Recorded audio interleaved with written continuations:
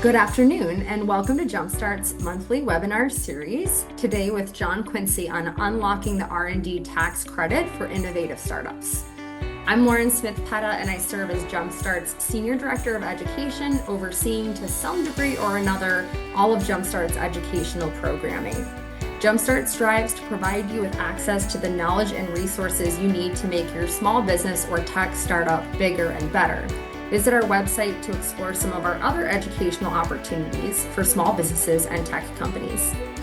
Before I introduce our presenter today, a few obligatory housekeeping items. This presentation session will be about 45 minutes with additional time set aside for Q&A. John may ask you to participate throughout, so please place your comments in the chat. Please make sure your responses are going to everyone, not just hosts and panelists. This is a selection you may need to change in the chat drop-down menu. You should also be able to see the Q&A, which is a great place to put your questions as they occur to you and to ensure that we will address them by the end. At the end of today's session and in a follow-up email, you will receive the slides, the recording, any additional resources relevant to the webinar, and a brief survey. We appreciate your feedback. It allows us to continue to bring in experts and entrepreneurs to teach valuable lessons. All right, without further ado, allow me to introduce our presenting subject matter expert today. John Quinci is a business development manager at RK Partners, an R&D tax credit specialist firm. John has over 5 years of experience working with startups and more established companies across numerous industries, primarily focused on software and manufacturing. John was born and raised in the Boston area, but has just recently moved to New Jersey. When he's not helping securing R&D tax credits for clients, he enjoys golf, anything Star Wars, and spending time with his wife, his 4-month-old baby, congratulations, and Pembroke Welsh Corgi, Eddie. John, we're delighted to have you. Over to you. Thanks for being here. Awesome. Thanks for the intro, Lauren. And I'll start sharing my screen here. Hello, everyone. How are you? Hope everyone is doing well. And as Lauren mentioned, with the 4-month-old baby and corgi, you can imagine the house is a little chaotic right now, but we're getting through it. But ultimately, for today, what we're going to be going through is the R&D tax credits. And really just really understanding how to further fund your innovation. I know you guys are super busy all the time anyways. So what I'm going to try to do is keep this, very informative, concise, and making sure you guys have enough time at the end to ask questions. Your time is valuable, and I want to make sure that we utilize it the right way. I always like to ask, I don't know if I can actually see the comment here, but I do wonder how familiar you guys are with the R&D tax credit. Lauren, I don't know if you want to say anything if they have things in the comments there, but can you guys let me know how familiar you are with the credit itself? Feel free to put your answers in the chat and just make sure that your response is going to everyone.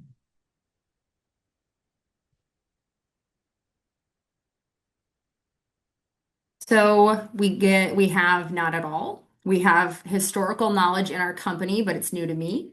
We have zero experience with it. We have somewhat familiar. So it seems to be running the gamut a little bit, John.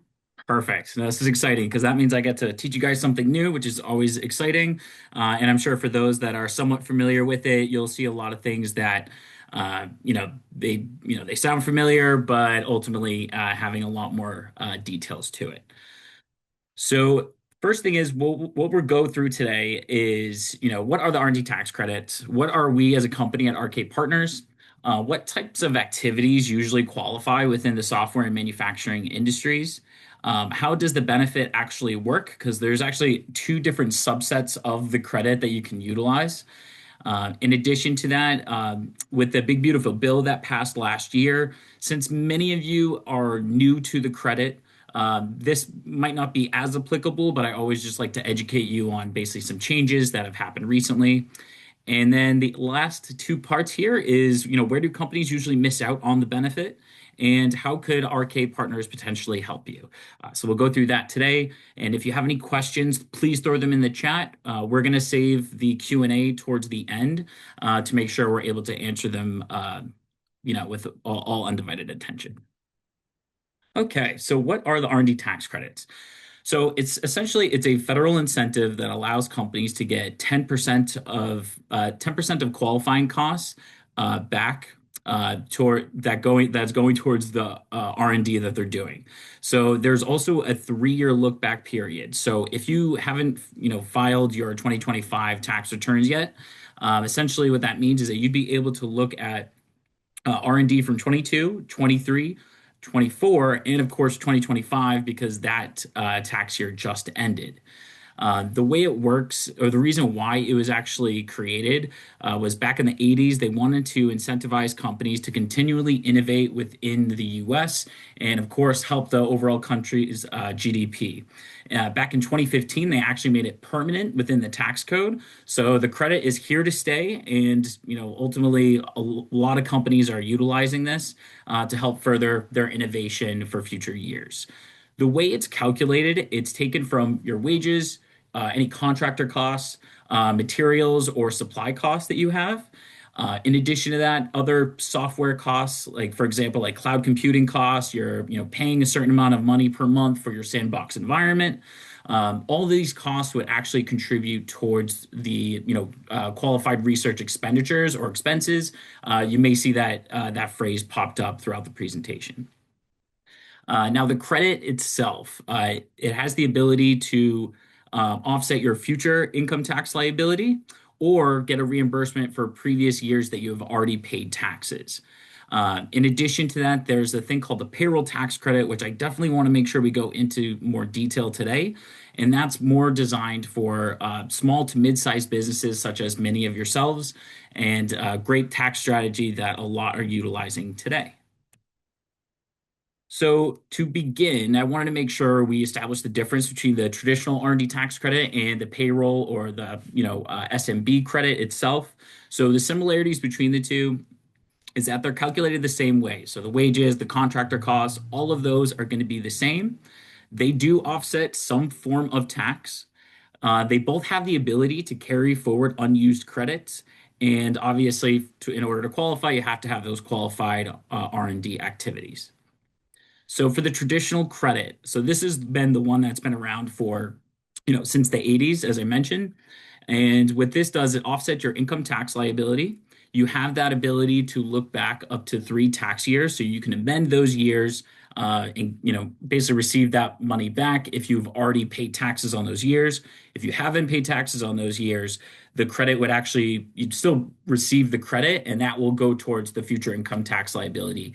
That you're essentially aiming for to be profitable. Can be utilized by, I'm sorry, you can carry forward is up to 20 years, and that is from the year that the R&D happened. So if you did R&D in 2025, any of the credits that are unused from that particular year, you can carry it forward for up to 2045. In addition to that, it can be utilized by anyone that has qualified research. So there's not really any limitations on the traditional credit. And of course, with that too, there's no limits for the amount of credits that you're able to utilize per year. The payroll tax credit, this was specifically designed for early stage companies. It offsets the FICA portion of your payroll taxes. However, the limitations of it is that in order to qualify as a SMB, you have to be under 5 million in gross receipts, as well as under 5 years of inception, or that first year of gross receipts, whichever came first. The challenge with the payroll credit is that you can't amend or claim from previous years. So you have to do it with that, with your current year's return. And you're limited to 500K in credits per year that you can utilize. So you can claim as much as you want, but you can only offset the 500K each year. So again, these are the 2 areas or the 2 categories of the credit itself. But the payroll tax credit, I'm sure you guys might have a lot more questions on that, which we'll definitely be able to dive into a little later on. So in order for things to qualify, you're probably asking yourself, what actually is R&D? The simplified version I like to say that the IRS have is any new or improved product, process, or technique that is technical in nature. So with the 4-part test that we have here is really just permitted purpose. So making sure you're trying to improve the functionality, performance, reliability, or quality of your product or your process or technique. It has to be technological in nature. And as I know from, majority of you are probably relying on, the computer science. There's probably some biological science as well, and a mix of engineering. In addition to that, it has to have some technical uncertainty. So really, this is if you're asking yourself, will I be able to do this? How am I going to be able to do this? What is going to be the end result? I don't know. I'm not sure if it's going to be A or B. I want it to be B, but it could end up being C. Either way, if there's questions around how you're actually going to get there, then it would qualify there. And then, of course, the process of experimentation. As you can probably imagine, the scientific method is a huge piece of the four-part test here. This really just cements that of, that process of experimentation, going through different alternatives or iterations, and trying to get to that end result. All right. So just a quick little thing about us. So it's really just like one slide here. So I always like to tell people that we have done over 500 claims for companies across the U.S. We've secured over 100 million, $100 million for our clients, and over 800 businesses served across multiple different industries. And with that, the audit adjustments, we've had zero. And basically, what that means is if we're putting together a claim and the IRS has any questions on it, ultimately, what we are able to provide is all of the technical write-ups, the backing of all the R&D you guys are doing, explaining the R&D that's actually happening, and making sure that the IRS understand, that it all qualifies. And with that, we've had zero adjustments made from those claims that we've put forward. So I always like to mention that little piece there.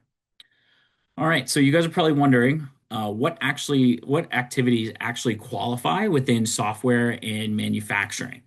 And as you can imagine, there's a bunch. But before I dive into those, think about the product and the process that I mentioned before.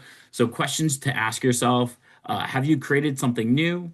Have you improved something that has previously existed? Uh, like I said in the previous slides, how do I do this, or can I do this? Is there a methodology or a capability that's just like you're not sure of? And or are you making your process more efficient or incorporating new technology or even new techniques? So these are probably questions you're probably saying to yourself, yes, yes, yes, yes, maybe, but most likely yes to all of these. And the exciting part is here's just some examples of qualifying activities. Obviously, especially within the software space, there's a plethora of different qualifying activities. I tried to put what I could here from what I've seen across the different industries that are most relevant to you guys. So with engineering, fabrication, and manufacturing, in-house design, development, and prototyping of first articles. Custom development of maybe particular parts or modules or specific systems that you might have. Prefab development or experimenting with like different treatments or heating and cooling techniques. Obviously, this is really geared towards a lot of manufacturers, but I'm sure that there's, in terms of firmware development, there's a lot of this actually happening in addition to, the specific software activities as well.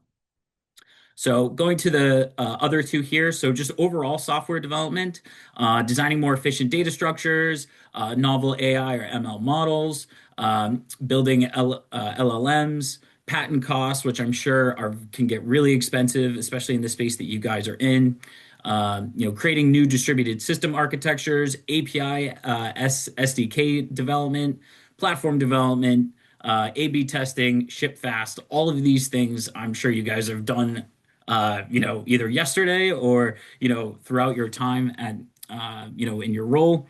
And then going to the health tech side, clinical AI and decision support, hardware, firmware development, as I mentioned, predictive models for diagnosis, risk scoring, treatment recommendations, etc.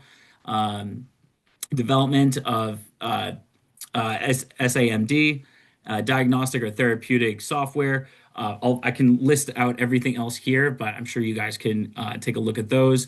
But here are just some specific as well as general areas that we usually see within the industry. All right. So I think the big question is how does the benefit actually work? And what I've done here is put together, and I realize I did my math wrong in terms of six, should be five.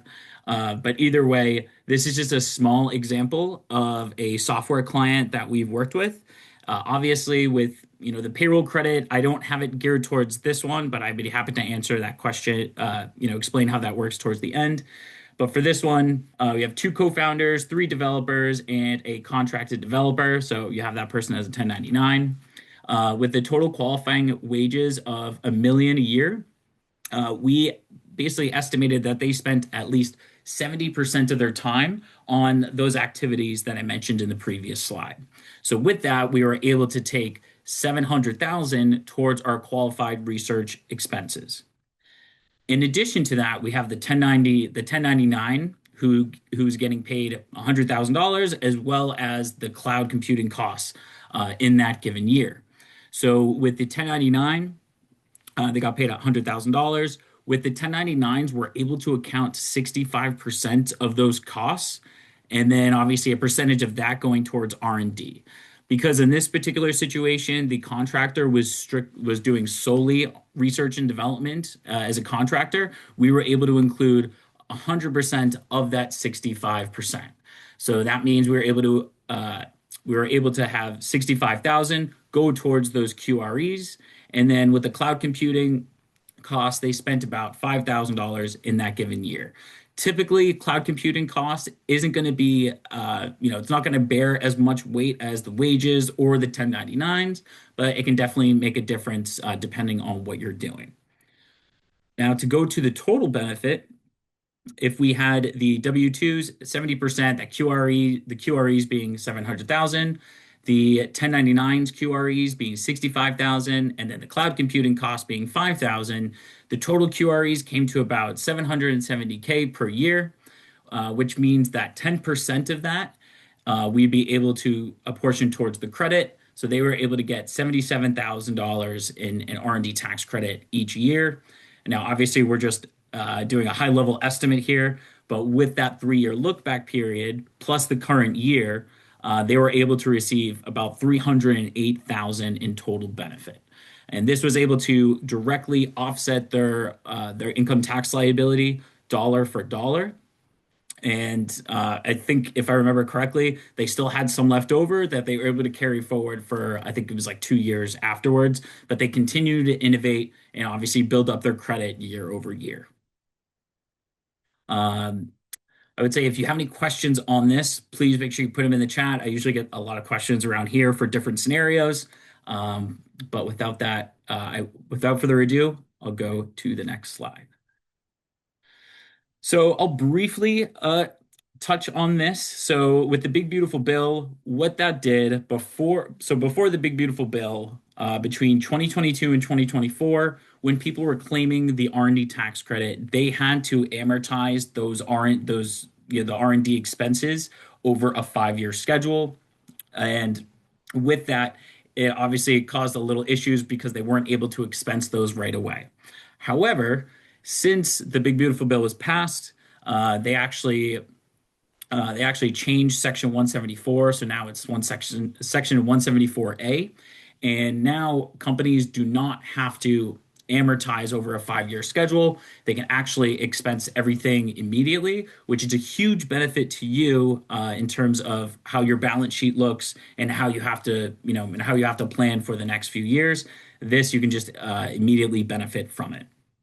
So the reason why I say that is that we've been getting a lot of clients coming to us asking about the details of this and wanting to get back into the R&D tax credit claim and continue doing it from there. All right. So where do companies usually miss out on their benefit? I would say what we typically see is that people who are using this typically miss out on a lot of relevant costs. You may be thinking, okay, I have my software engineer, or I just have my R&D department, or we can only claim on something that's new to the industry itself. Or they might not be claiming on the relevant activities like contracted research. For example, if you guys are utilizing yeah, Lauren? I realized I can raise my hand. So a couple of questions came up in the chat actually. Yeah. One person said, how does the cost change on the W-2 if you have a smaller team?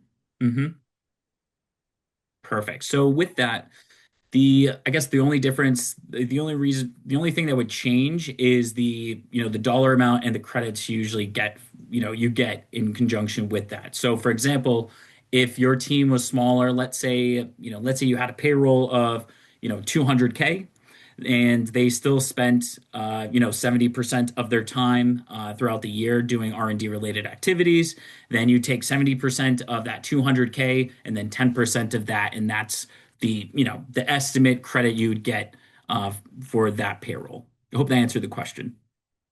Thank you. We have a couple more that are, I think, time sensitive, so I'll ask them now. Yeah, of course. Another question is, when you say tax credit, do you mean cash or does it offset how much the company owes in taxes?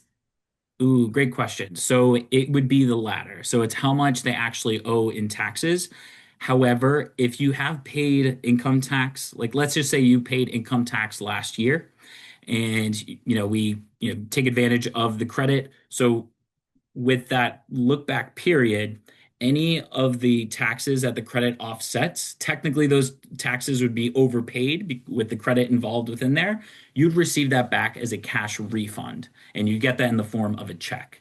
Everything else moving forward, though, the credit would offset your income tax liability dollar for dollar.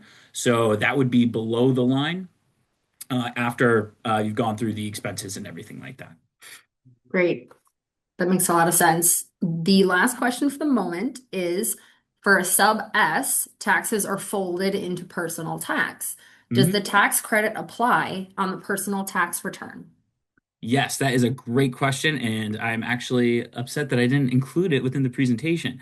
So, as a sub S, the credit would flow directly through to your K1s, and that would be represented in conjunction with the percentage of your ownership. So, if you have, if you're 50-50 with your co-founder or partner with it there, then and your credit was like $100,000, you'd receive 50,000 reflected on your K1, your partner would receive the other 50,000. Great. Thank you. That's all for now. Perfect. Yeah. Anything else, Lauren? Just feel free to raise your hand again and shout it out. Perfect. Yeah. So then the other part is, companies don't feel like they're doing the relevant activities. Like I said, the contracted work. If you guys are paying maybe a university to do that work, or if you're paying, just an outside research facility, whatever it may be, you can claim on those activities. We would have to take a closer look if there's contractual agreements there, but for the most part, you should be able to claim on it. In addition to that, prototypes and custom work. Custom work is also something I see more so in the manufacturing space. But if there is custom work being done, again, depending on how the contracts are structured, you may be able to claim on that work as well because every custom job is going to be different, and you have to figure it out in relation to your customers' preferences. And then the last but not least, I kind of hinted at it a little bit before, but just doubling down on it is that if you think that the work that you're doing, in order for it to qualify, has to be the very first of its kind, that doesn't mean that it would not qualify. As long as it's new to you as a company, then, and obviously that four-part test that I mentioned, then it would qualify for the credit. And I would say a lot of times day-to-day work usually qualifies. You probably have these big projects happening and different milestones you need to hit, different goals. And you're thinking big project, big project, big project, but even improvements you're making between those big projects, those can add up to a lot of time with especially software developers.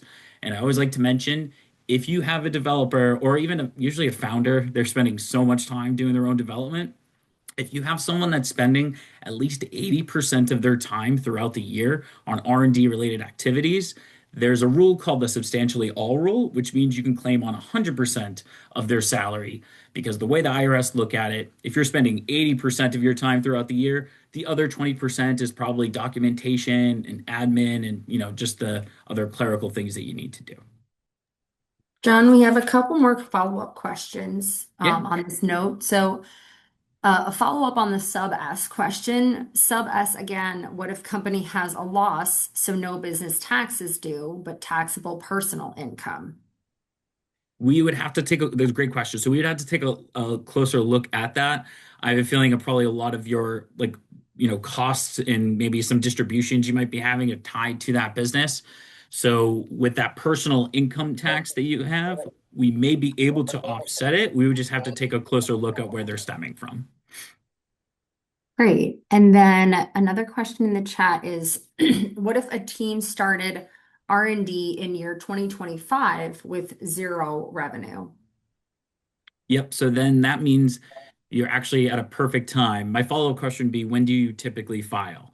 Because if you're filing, if you're aiming for maybe the March 15th deadline or the April 15th deadline, or even by extension, but either way, what you want to make sure you do is file the claim before your tax deadline to make sure you're able to capture the R&D from 2025 and have it applied to the payroll tax credit.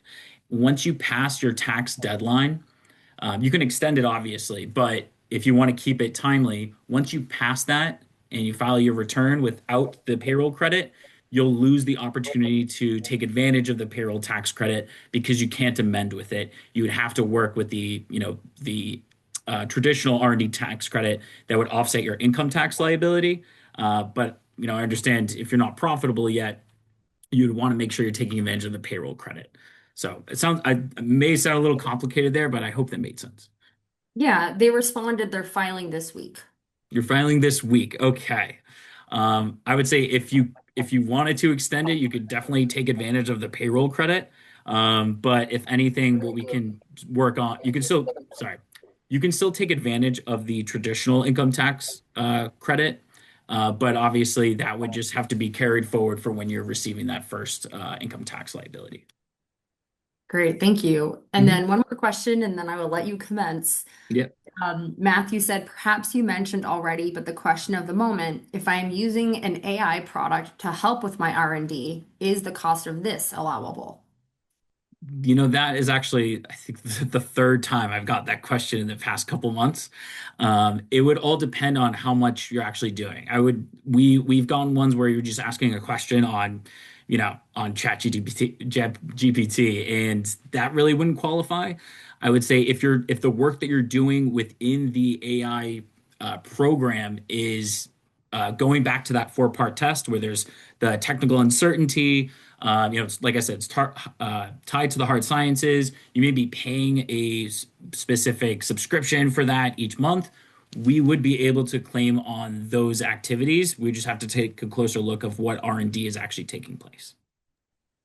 Thank you, John. That is Mhm. all for the moment. All right, great. All right, so I'll just go to the next one. I hope you guys like my terrible stock photo here. But pitfalls to avoid. I always say don't wait. Start tracking your R&D projects now and claiming now. The way the credit works is that it's an incremental credit. So every year, as I kind of going back to what I said before, when the IRS made this program to incentivize companies to continually innovating, uh, basically, if you're increasing your R&D expenditures every year, all of you guys are growing here. So with that, the more you grow, the more R&D activities you're going to have, the more of a benefit you actually receive for the credit. So instead of like 10%, it may be 11%, depending on the exponential growth that you have. So start tracking the projects and start claiming, as soon as possible. The other pitfalls to avoid is non-qualified R&D. If it's done overseas or if it's 100% grant funded, we wouldn't be able to qualify that towards the credit. Going to when it comes to grant funding, however, if you still have to match 50%, we'd still be able to look at the 50% that you're paying out of pocket for. Ultimately, the IRS are looking for, is it happening in the US? And do you bear that financial burden? And that's why the credit should go to you. And then the other thing I would say is find a provider that understands the technical side of your business, the tax code, but also having the ability to collaborate with your CPA. you are all doing very sophisticated work, and you want to have someone that actually understands, your baby, the lifeline that you've created. And everything you're investing into, you want to make sure you have someone that actually understands what they're doing, but also the tax code to ensure you're getting as much of a benefit as possible. I always like to mention with this slide that we partner with CPAs all across the US. They have to memorize like over 7,000 tax codes for all of their different clients. We solely work on the R&D tax credit space and work as an extension of the work that they're already doing to ensure their clients have, everything that they need. So always just make sure you're, doing your due diligence to find that right person for you. And then just a little segue here. I won't talk too much on this. This is just a quick, just a quick snapshot of all the different clients and the different industries that we've worked with, some of the benefits that we got for them as well. And without further ado, I would say if you guys have any, so we'll have a Q&A right after this slide, but I always like to tell people if you want to set up time with me just to, learn a little bit more about the credit, or maybe you just want to jump into it right away and get going if you're filing in a week or so, whatever it may be. My contact information is here through my email, my direct cell phone number, so you can reach out to me through there via text. That also works. And then our website, you can submit a form in there if you don't want to reach out to me directly. And now we can open up to Q&A, Lauren. I saw you raise your hand. Great. Thank you. So you folks are welcome to put your questions in the Q&A. I'm also monitoring the chat, but the most recent question that came in was for clarification, if we are utilizing a contract manufacturer to help develop our products, those costs would qualify even though they are not on our payroll? It all depends on the contract that you have with that contract manufacturer. If you are paying them, let's say, if you're paying them time and materials for the work that they're doing, then that means the financial burden is on you to, basically keep funding them to create that product. So then you'd be able to claim on the credit there as a 1099 for that particular example. Thank you. What other questions do you folks have? Please feel free to put your questions in the Q&A or the chat. I can leave my contact info there as Great. well. While you think of questions, I will remind you we're going to send you these slides as well as this recording for referring back to, and John's giving you his contact information so that you can follow up individually with anything specific as well.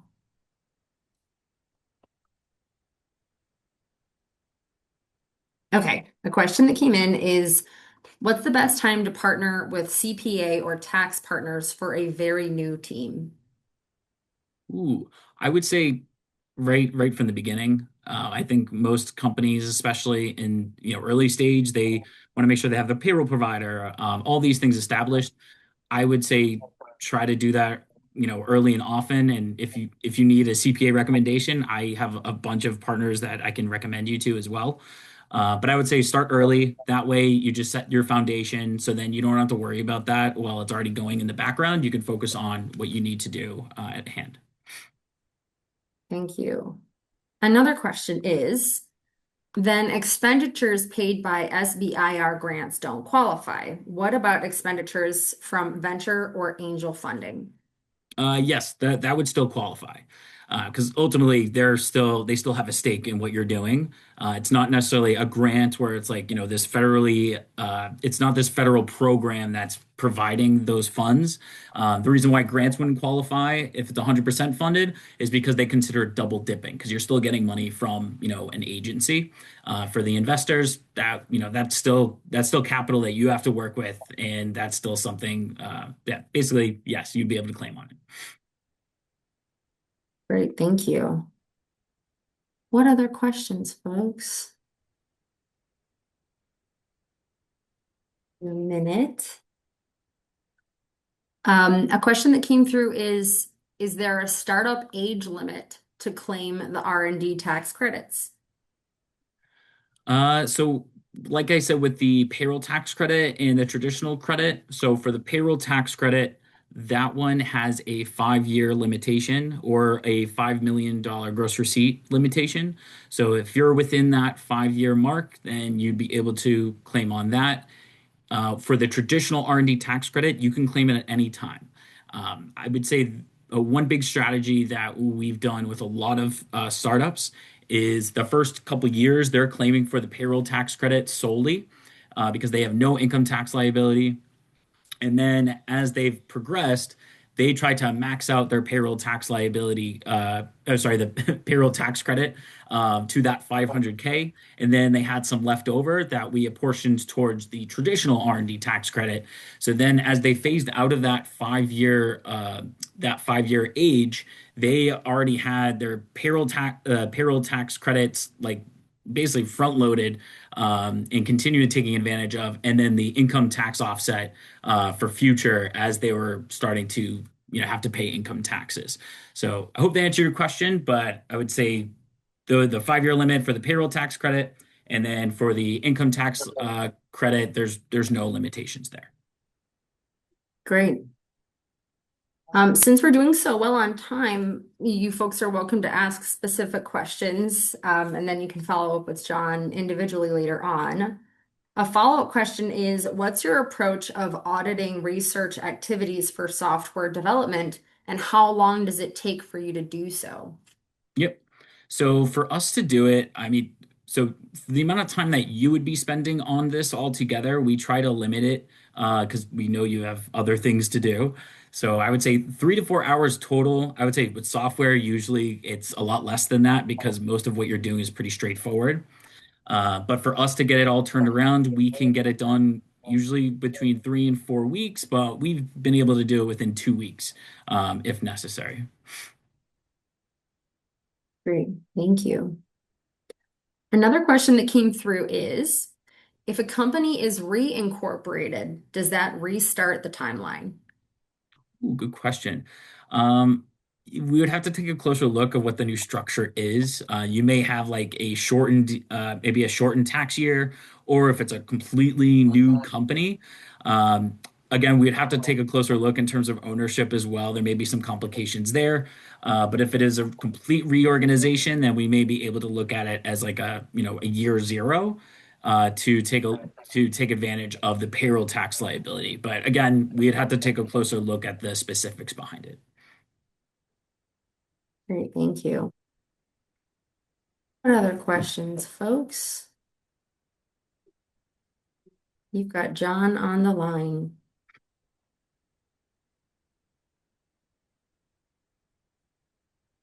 Going once,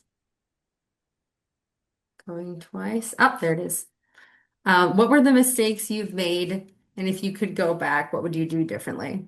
Oh wow. Is this like in general or are we talking about work? Ooh, mistakes. I would say, I guess follow-up question. Are we talking about the credit or are we just talking about life? Because I could answer both, honestly. Okay, let's see.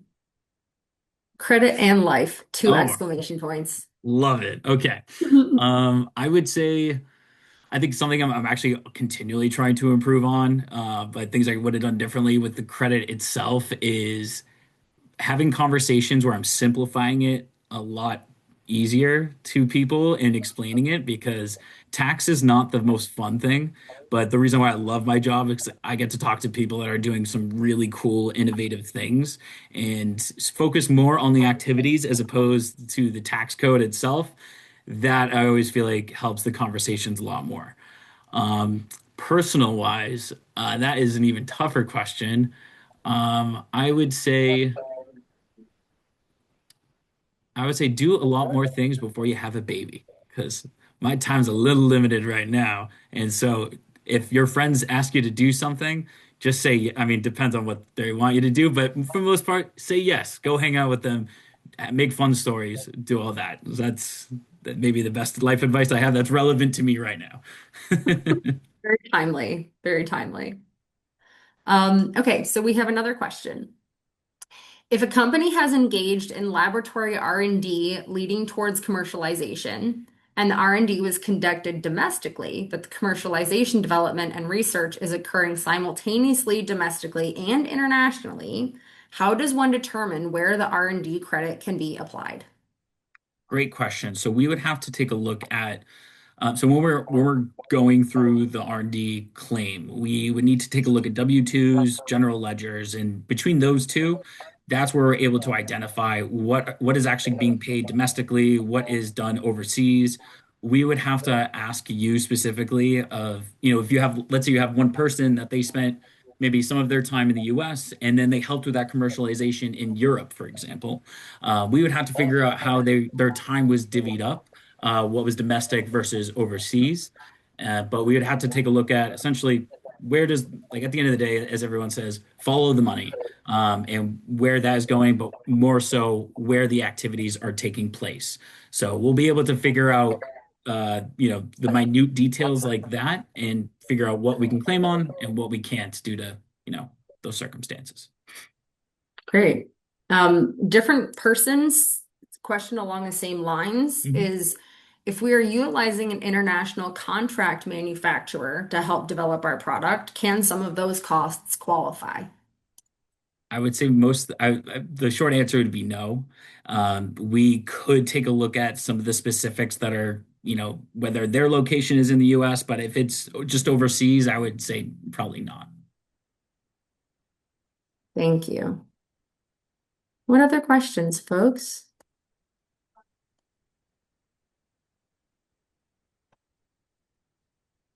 Give you a minute before I close out the Q&A portion.